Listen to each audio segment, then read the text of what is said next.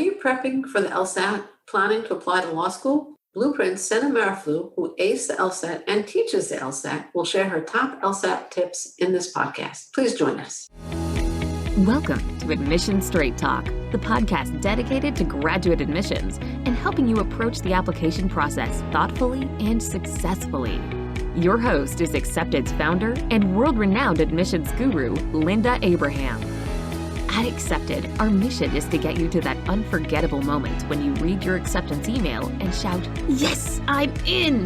Confident you'll be attending the perfect program to help you launch the career of your dreams. The featured resource for today's show is the Law School Admissions Guide, 8 Tips for Success. It's a free download, and you can snag your copy at accepted.com/405download. Again, that's accepted.com/405download. Sena Maruflu, our guest today, has a very unusual background. She speaks 8 languages and is truly a citizen of the world.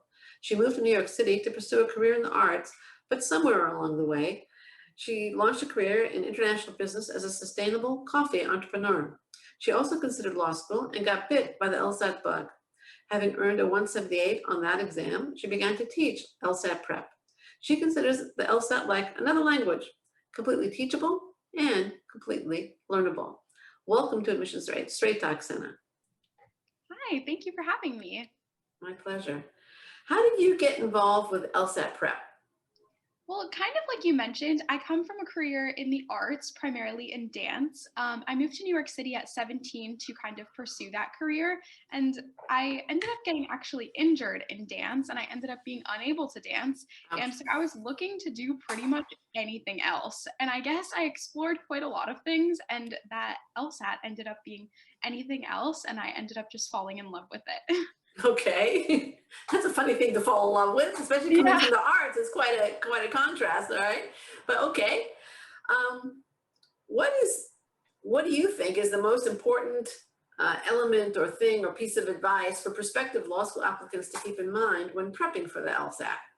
Absolutely. So people frequently ask me this question because I don't really have the most robust academic experience. I never really went to very, I guess, elite, impressive institutions or anything. And people always ask me how I earned such a high score. And I really think it's because I had such a positive and excited attitude throughout the whole thing.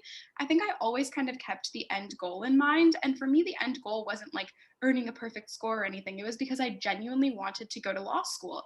And I really wanted to kind of take that next step in my academic career. So whatever the case may be, if for some people it's being a certain kind of lawyer or solving a specific kind of issue that they really want to go to law school to solve, just kind of keeping that at the forefront of your mind as you're studying, and not really worrying so much about like the little mishaps along the way, just kind of acknowledging that they're going to happen. Lucky for me, I've failed many times in my life, so it's nothing that's like a shock to me. It never really brought me down too much, but I always did keep kind of the end goal in mind. Your why. Yeah. Your why, yeah. My sister was all set to become a psychologist, Mm-hmm. and then she did an internship at a clinic, a free clinic, and she really liked the legal aspects of the work that she was doing, and she decided to take the LSAT almost on a whim, and she got what was then a perfect score. It was an 800. This was years ago. It was at the time it was an 800, and she got an 800. And I think for her, part of what was confidence building, if you will, because her why actually wasn't that clear, was whenever she had to take a standardized exam, she did just really well on them. I mean, and back when we were taking standardized exams, the common wisdom was you don't need test prep. So maybe you've got a book, that was all. But the classes existed, but it wasn't very common. It wasn't like today. Yeah, So, definitely. She just went in and took it. That was that. And then she decided to go to law school. By now she's retired, but that's what happened to her. But I think your point about your why is really important. In her case, it also was the fact that she had confidence in her ability to ace it. But your point is probably more relevant to a lot more people, because not many people walk in and ace these exams. But okay, so here's another kind of question. I think this is a question that law school applicants are increasingly facing, and that is more and more law schools are taking the GRE. So let's deal with the case where an applicant knows that the schools they are applying to are accepting both the GRE and the LSAT. Obviously, if a school you want to apply to doesn't take the GRE, I think that makes the question moot. But assuming that the law schools that the applicant wants to apply to accepts both the GRE and the LSAT, what should that applicant do? When should applicants take the LSAT and when should they take the GRE? That's a really great question because accepting the GRE is a relatively new thing in law school admissions. And shockingly, there actually are cases where taking the GRE is an appropriate step. So I guess a couple of things on that. The first is kind of acknowledging that if you want to apply to law school, you most likely are going to have to take the LSAT. And the reason for this is because different from business school or medical school or most higher education programs, people applying to law school have very diverse majors. So people can be dance majors and apply to law school, or they could be science majors and apply to law school. And the LSAT really is the one and only standardized thing that everyone has. So it is very important, and schools take it like they view it very, very important because of that reason. It's the only standardized thing. However, I think when the first kind of batch of schools set the precedent of accepting the GRE, and Harvard was one of them, there came kind of the question of when is it appropriate? And to kind of answer that, I think looking at past trends of applicants that got accepted to pretty elite schools with the GRE shows that there's one thing that most of these applicants have in common, and that's having a really, really high GPA. If you have a very, very high GPA and a compelling story otherwise, taking the GRE is appropriate. And I think if applicants are deciding between these, first, make sure you have a high GPA because that's kind of the only other number being involved in this calculation. And second, take practice LSATs. There are 90 practice LSATs available.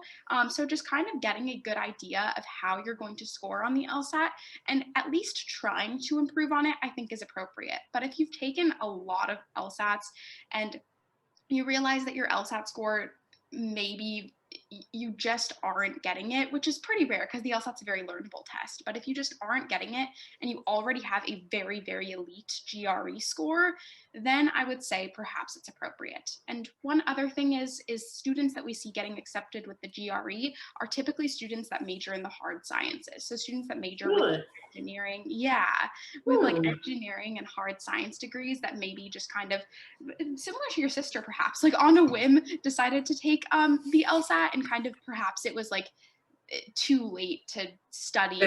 Right. Yeah. Interesting. I was also thinking about students going for dual degree programs. Yeah, absolutely. And dual degree programs are actually, I think that I've seen kind of becoming more common. If I eventually go to law school, I kind of hope to do like an MBA program as well. So I think in those cases it is appropriate, but again, with the high GPA in mind. Yeah, yes, for sure. And I think that's a great point. Basically the kind of applicant that they almost don't need a test score. Yeah, precisely. I mean, if you're like an astronaut that's been to the moon, all you need is to say, like, I've been to the moon. And they're like, okay, so you do well on the LSAT. That's a great analogy. Okay. What are your top, well, actually, let's go back a minute. How has the switch, first to the digital LSAT, which was a change thoroughly planned for, and then to the Flex LSAT, which is remotely proctored and was created very hurriedly in response to COVID, changed test prep? That is a great question because it's actually changed it a lot. I mean, maybe LSAT had some data that we don't have and knew that the pandemic was coming because they released the digital LSATs in the fall of 2019. So September 2019 was the first fully digital LSAT, and July was like a pilot digital LSAT. And so Blueprint actually has been the pioneer kind of in like the digital prep industry. We started offering kind of classes about 15 years ago that were completely online with an online interface. And then when the LSAT switched to being digital, people really, really freaked out. And it's primarily students that have been out of school for a while that freaked out about it, because the younger kids are like, of course, I've been on my iPad since I was 10. But the kind of older, more experienced applicants were like, oh my gosh, what do I do? And it really revolutionized the LSAT because in addition to learning the content, you also had to learn strategies to be able to take it kind of on a platform.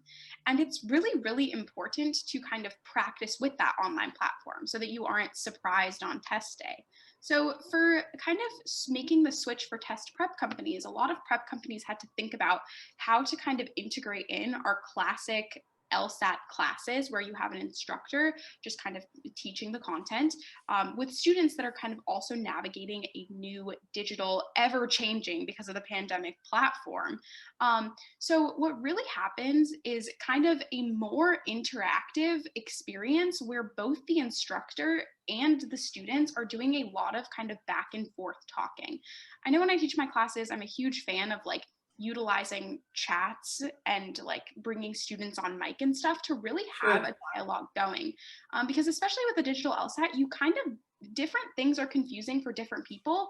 So you kind of don't know what the most challenging aspect is for a certain student. So I guess I would say that it revolutionized test prep just because of the additional element of the learning curve of also being able to practice on a digital format as opposed to the super accessible paper format.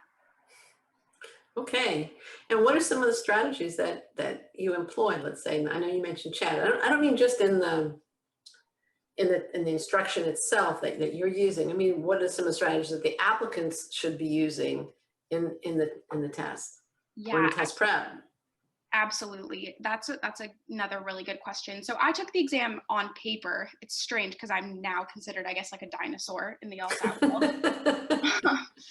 Digital LSAT came out, I really had to take a lot of practice LSATs online so that I felt confident giving my students kind of the proper strategies. And the one thing that I really learned from like taking a bunch of tests is that being able to navigate the platform truly is a personal experience. So it's my suggestion to everyone to listen, like look up any resources. I mean, if you just Google digital LSAT tips, like so many things show up, and really make sure that you're practicing the LSAT online and that you're trying out different things. But then once you find kind of a method that you think works, sticking with it and practicing enough. I can't stress the practicing enough.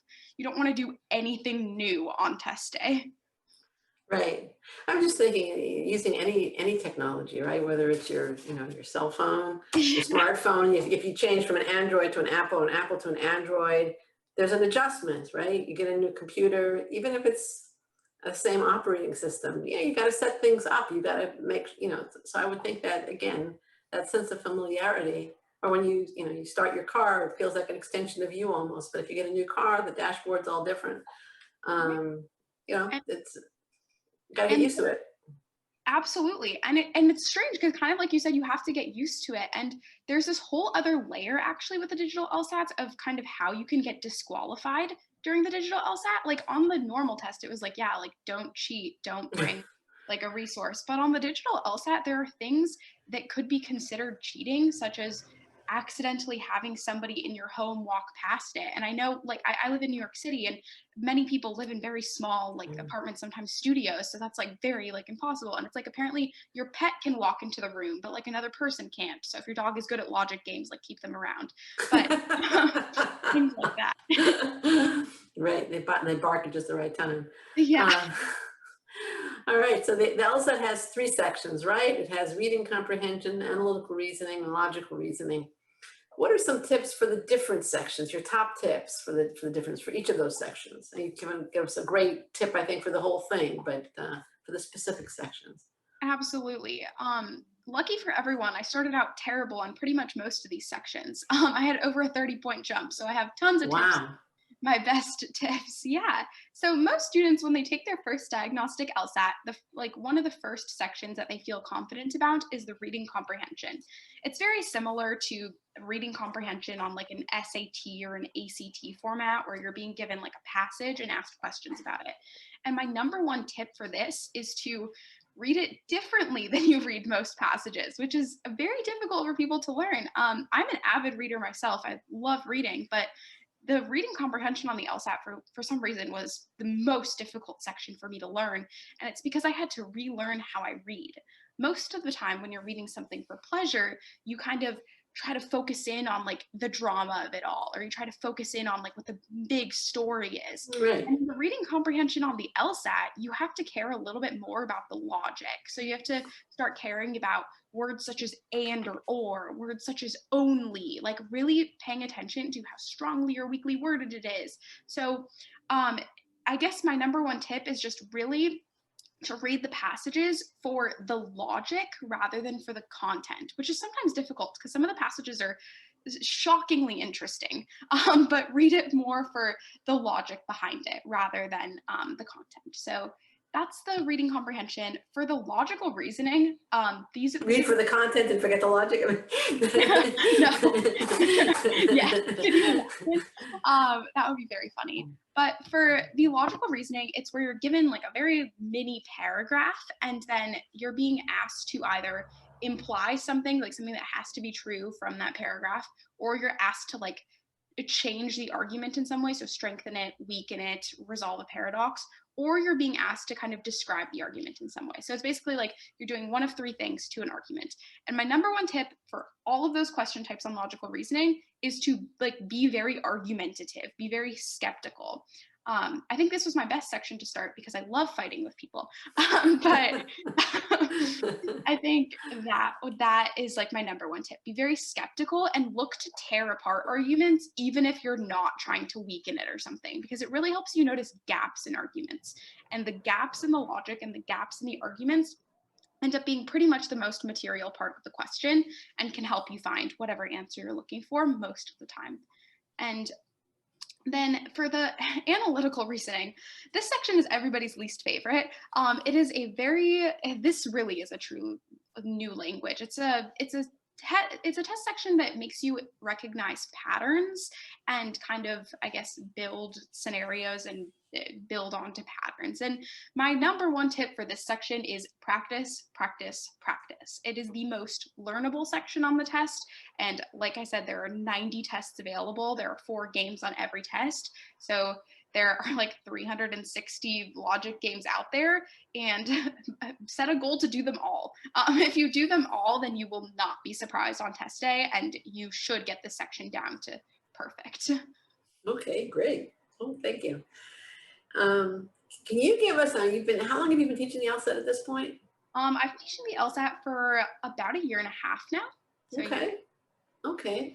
Can you give us an example? Obviously, I know there are probably confidentiality limits here, of it, but without violating that, can you give us an example of a student that you're particularly proud of? Oh my gosh, that's actually a really good question. Oh, how do I choose? Okay, I'm going to choose one of my students who, she was in an in-person class of mine, and she later did tutoring with me. And in the in-person class, I noticed that I think she was struggling in class and was really comparing herself to the people that were, I don't want to say the stars of the class, but the people that were speaking the most in the class. And I could tell that she was struggling. She wasn't finishing the sections on time. And I think it really was kind of like you mentioned, confidence. It was really a confidence issue, and she really beat herself down. And then she told me that she decided to not apply to law school. She didn't think she was going to get the test, etc. And then she reached out to me a little bit later, like maybe a few months later, when the pandemic hit, and we did kind of a couple sessions just advising. Honestly, it's strange, mainly on like confidence and just confidence in selecting answer choices. And we really talked through the test, and she ended up improving so much. She went from like the 130s in her score to a high 160s score. Whoa. And that goes from not getting in places to getting in places with major scholarships. So yeah, and she's a much more confident person. I've noticed like when she speaks more sure in herself. And when she took the test, she just felt like more sure. I noticed like her attitude about the test was different. She's probably the student I'm most sure of. And I've so far heard that she got into one top 15 school so far. So it's just a great success story. That is a wonderful success story. Thank you. That was great. Okay. Now, I just heard today on the radio, I'm in Los Angeles. Los Angeles now has the most COVID cases of any county in the country. I've heard all kinds of terrible numbers on the radio and in the newspaper. I read them. This is a stressful time for all. It's now, by the way, as we're recording this, it's December 2020. Test takers on their own, without COVID, without pandemics, are stressed individuals. How do you advise test takers to manage nerves leading up to and during the exam? Yeah, that's a great question. And I think I myself get very like anxious when things that are important are coming up. And my number one tip is to really take time for yourself. Like part of your study routine should include time that you set aside and you tell yourself, this is my time that I'm going to do something good for myself. And whenever like one of my classes ends, I send students like a 10 things you should do other than studying, like for your study schedule, and really do things that you like. For me, I really love like reading a new book. So I'll like make it an effort to like find a new book of like a new genre or something and read a book. And some students love getting their nails done or doing their own nails because pandemic, or picking up a new hobby or something. So that's like my number one tip. And then the other thing is setting small goals along the way for the LSAT. Most people's goal is like the end score. And if they don't reach that, they just like beat themselves up and it just like adds to the nerves because it's like you haven't reached that. So one thing that I always tell my students to do is set really small goals. So for example, like start with like, oh, I'm just going to finish the first 10 questions in the section and I'm going to get those ones right, or I'm going to get 9 out of 10 right. And small goals along the way. I'm not going to miss the word only if the word only appears. Small goals like that, and then rewarding yourself when you accomplish those things. You don't have to like go crazy with the rewards, but if it's just even like telling yourself like, wow, I did really, really well, and keeping track of those goals that you accomplished, I think is really, really great, because then it's like, oh, it's not just that you didn't reach that score, it's that you had so many accomplishments along the way, and maybe like the score you came close to at the end, but maybe you surpassed it. My original goal score was a 160 and I got a 178, so you never know. Right. You ever read the book Atomic Habits? No, I have not, but I love new book recommendations, so I'll check it out. Yeah, I think it's very good. And it talks about setting small, goals, developing habits. And I thought it was a very good book. So, That's awesome. Yeah, for yeah, sure. I think the author is James Clear. It's Okay. Atomic Habits. Yeah. Oh, That was great advice, but thank you. Now, going back to the whole LSAT and GRE question, just to jump around a little bit here, what do you see in your crystal ball for the LSAT and the GRE vis-a-vis law school? Do you see waivers in law schools applicants' future, as there are currently increasingly for B schools and to a limited extent for med schools? so actually this year with the pandemic, some law schools, I believe, not very many, but some of them did waive the LSAT requirements. And I personally do not see the LSAT going away anytime soon or getting a waiver similar to medical school or business school, just because of a thing that I mentioned before, which is that law school, unlike any other grad schools, has students from such diverse backgrounds that the LSAT truly is like the one and only standardized thing. So I don't see it really going away anytime soon. And in fact, with the pandemic, I believe I'm allowed to disclose this. I think so. With the pandemic, like the LSAT has been administered online remotely from people's own computers, and the scores have actually been like a little bit higher than scores normally are. And I think that makes applicants and schools both really, really happy, because schools see applicants with higher LSATs, applicants are happy that they got higher LSATs. So I do not believe that the LSAT is going away anytime soon, simply because there would be no way to compare applicants against each other. Right. Well, business schools also do get applicants from an enormous variety of backgrounds. I mean, you have dancers applying to business school, doctors, lawyers, engineers, all kinds of people, and they love it actually. And until about 10, 15 years ago, the GMAT was the one common element that all had to do, and then the GRE entered, and even before the pandemic, some were asking for something called the executive assessment. And what I think I'm seeing with the waivers is it's kind of like the applicant that we were talking about a few minutes ago, where a school could admit that applicant without the LSAT. I think if waivers come to law school, I think that's what you're going to see, waivers for people where they don't need it. Yeah, perhaps. And I mean, I do really sympathize with people who are just outstanding applicants and can't Yes. seem to crack the LSAT. And maybe in the future, but maybe like 15 years down the line. For now, it's strange. Applicants seem to be loving the LSAT more than like even schools, because this year, so in January of 2020, there were 16,000 people that registered for the LSAT. Now Right. for January 2021, there are 41,000 currently registered. Whoa, So whoa. that's like a huge That increase. is huge. That is huge. Well, I know law school application volume is up. I mean, that's Yes. well documented. I don't remember the exact percentage, but it was significant. It wasn't some small incremental increase. Yeah, and but I do think it's important for applicants to know that the waiver is really for those people who don't need the test to get in. And if you do need the test to get in, then you could score on the test also, right? To show Absolutely. that, yeah. So, okay, so let's talk a little bit about Blueprint. What does Blueprint? There are a lot of test prep companies out there. There are a lot of LSAT prep companies out there. What makes Blueprint different? Yeah, so I think what makes Blueprint different, just first, is kind of our philosophy towards teaching. We really want the teaching experience to be fun, kind of like what I mentioned earlier, so that you can set small goals along the way and it isn't this like horrible thing that you just associate terrible thoughts with and something that you need to do. So we have instructors that really approach kind of edutainment, like fun kind of education. And what's great is that no one instructor is the same. Many prep companies have like a standard almost script that instructors have to follow. But for our classes, every single instructor can kind of customize their classes in their own way. So I teach classes very differently than some of my other colleagues, etc. Our methods work and we all teach our methods, but how we teach them and how we conduct our classes is very, very different. And I think that makes it a more personal experience, and it really allows the instructors to kind of customize the approach to fit each specific class. Classes can be very different, so it really, really helps.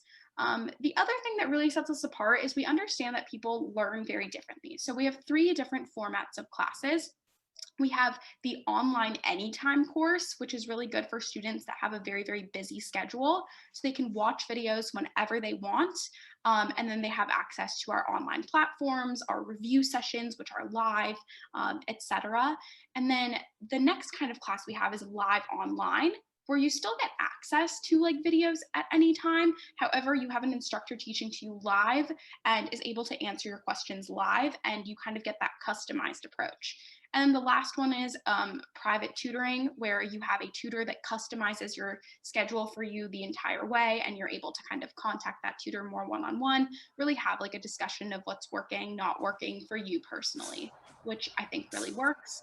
And then the other thing is most people that take our classes, I think, can attest to the fact that our online platform is great. I mean, I remember when I was becoming an instructor, I was just blown away by how customized it is.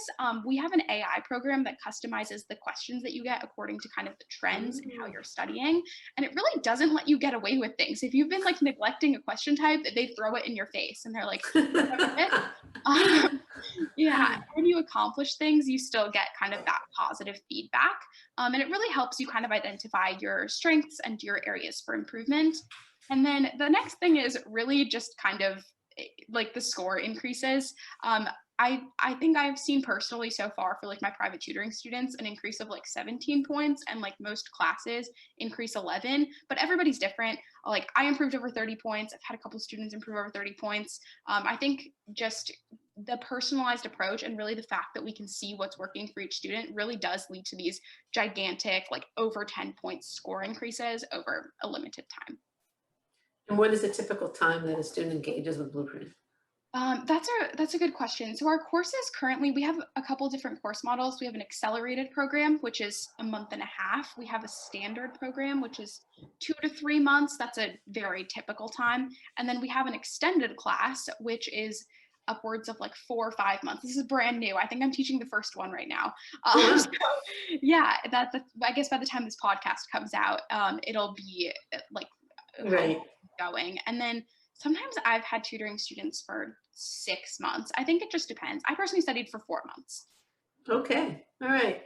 Now, if I'm a student of Blueprint, and let's take I take the first option, which is the video only option, or even the second option where I guess it's some video and some independent study, and I'm studying and I'm struggling with a particular question or problem or whatever it is. Is there a way where I can ask a question and get help? Is there anything like that? Yeah, absolutely. So for the second option, which is live online, you're Right. assigned a specific instructor, which is your instructor, and students are able to email me whenever. I love getting student emails. My students that email me the most are the ones that I see end up improving the most. Funny how that works. Um, and then in addition to that, both students, so both live online and online anytime students, can do one of three things, I think, to get personalized approach. The first is to attend what's known as a review session. We have Okay. review sessions 6 days a week where an instructor is teaching to you live. It's like free LSAT prep, honestly, and they frequently do Q&As at the end, so you're able to ask any questions that way. The second way is there's like a little chat box that you can chat into, and it's Okay. actually real people. It's very funny. I remember when I was perusing the website before I became an instructor, I like saw the chat box, and then when I visited Blueprint for my instructor training, I saw that person's desk, and I was like, "You're real!" And it was very funny. And then the third way is we have like two email accounts. One of them is like a study buddy, and one of them is like a LSAT questions email address. And you can get personalized like answers to any LSAT question or any just kind of like conceptual concern. And then in addition to just those things, on our online website, we have an explanation for every single released LSAT question ever. If you just kind of have a specific question about like a specific, I guess, question. But for more general concerns, we have real people that will make sure that you get an answer, and they'll be like in your face about it and follow up to make sure that you got it. We'll take like a day response, something like that. Yeah, I'm required to get back to my students within 24 hours, but Okay. I get back generally a little bit sooner. All right, great. Now you alluded to, we touched on for a moment the spike in not MBA, in law school application volume this year. And actually it's a spike in applicants as well as applications, according to LSAC. Do you think it makes sense? And I think you might have answered that question actually with your discussion about LSAT registrations. Do you think it makes any sense for law school applicants, especially younger law school applicants, to wait a year to apply in the hope that application volume declines?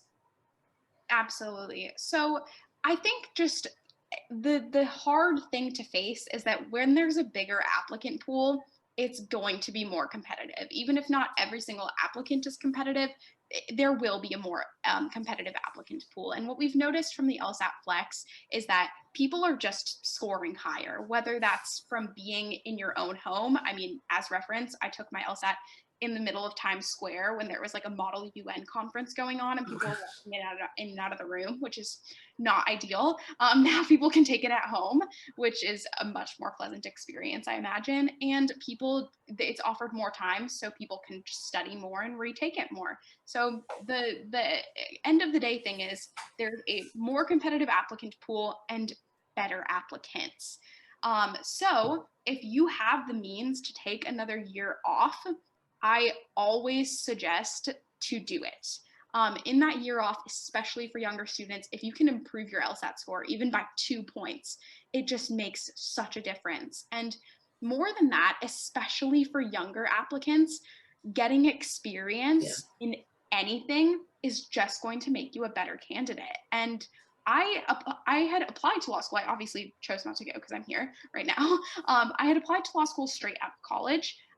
And I was very young. I was like 20, 21 at the time when I applied. And I noticed that even though I had a high LSAT score, and even though my grades are like, if I apply now, my grades are going to be the same then, I genuinely believe I'm a stronger candidate now because I have so much like work experience and so much more maturity, which are both qualities that law schools can tell from your resume, from your writing, and will just make you a better asset to their class. And I think one thing for law applicants to remember and why taking time off is so important is that law schools generally aren't picking a class of future lawyers. They're not like, oh, this is going to be our next like a DA and like whatever. They're picking a class of law students that are going to function together and work together. And in order to have the best graduating law school class, you want people that have experience working with other people or gaining new skills. So especially if you think that you can improve your competitiveness as an applicant, and if you can improve what you're going to get out of law school, which law schools can see, I always recommend taking some more time off, because there's really absolutely nothing you can lose, because even if next year is also competitive, this year was too, and now you're just more competitive. So you're adding to kind of what a great applicant pool it is. Great answer. Thank you. Makes sense to me. I know that law schools, this is a change that I've seen, law schools increasingly are preferring applicants with work experience, at least 1 year. Not as much as the business schools where it's more like 4 to 5 years, but law schools definitely are. That's a change Yeah, over the last 10, 20 years. absolutely. What would you have liked me to ask you that I haven't asked? Yeah, I think that's a great question. I think maybe what kinds of students do I see improve the most? Maybe because I think that's a question that Good most question. have. Yeah, a lot of people, especially my students that attended more elite institutions, maybe they went to like an Ivy or something for their undergrad, just expect to get a great score on the LSAT because they've been an achiever their whole life. And then they see in class, it was more so when I had like my classroom courses, I'd have students from like Columbia and students from like the local, just normal like community college. And sometimes the ones from the community college would improve more. And the students that were from Columbia were like, why is this happening? Like, I've been an achiever my whole life. Why can't I get the LSAT? And I think it just comes down to how focused they are on not just the LSAT, but on like improving themselves to be prepared for law school. So it's not that you can sit down and study for the LSAT for 8 hours a day. Those aren't the students that improve the most. It's the students that set aside their time to study, they do study, but then focus on also bettering themselves, just so they have this more positive attitude towards the test. And the students that I see improve the most, again, like aren't the students that study the most. It's not that they don't study at all, but they're the students with the best attitude towards it, and the students that really utilize talking to their peers the most, the students that create study groups and make it a collaborative experience, much like law school and the career of law, right? No case has like one attorney assigned to it. And really just kind of treating it like a step that is exciting and that's leading you to the next chapter. And they'll talk to me and they'll be focused on other aspects of their kind of application. So just kind of, I think, having a positive attitude and really knowing that you can do this and then being proud of yourself along the way. The students that beat themselves up just throughout the entire process, I don't think end up reaching their potential. Well, in general, beating yourself up isn't a great way to proceed, but thank you for the question. Thank you for the answer, Sena. Thank you so much for joining me today. Where can acceptance listeners learn more about Blueprint's LSAT test prep? And is there a way, if they want to work specifically with you, where they can contact you?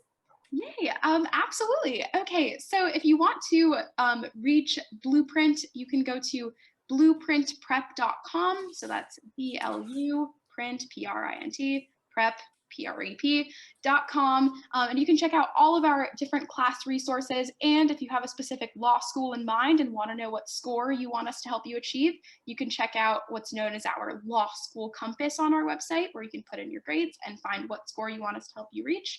And if you want to work with me directly, which would be super exciting, you can either, if you can peruse our live courses and see if I happen to be teaching one, or you can request me as a tutor. Or if you would like to email me directly, I always give out my email. You can email me at Sena, SENA, dot Maruflu, MARUFLU, at blueprintprep.com. And I would be delighted to answer your email.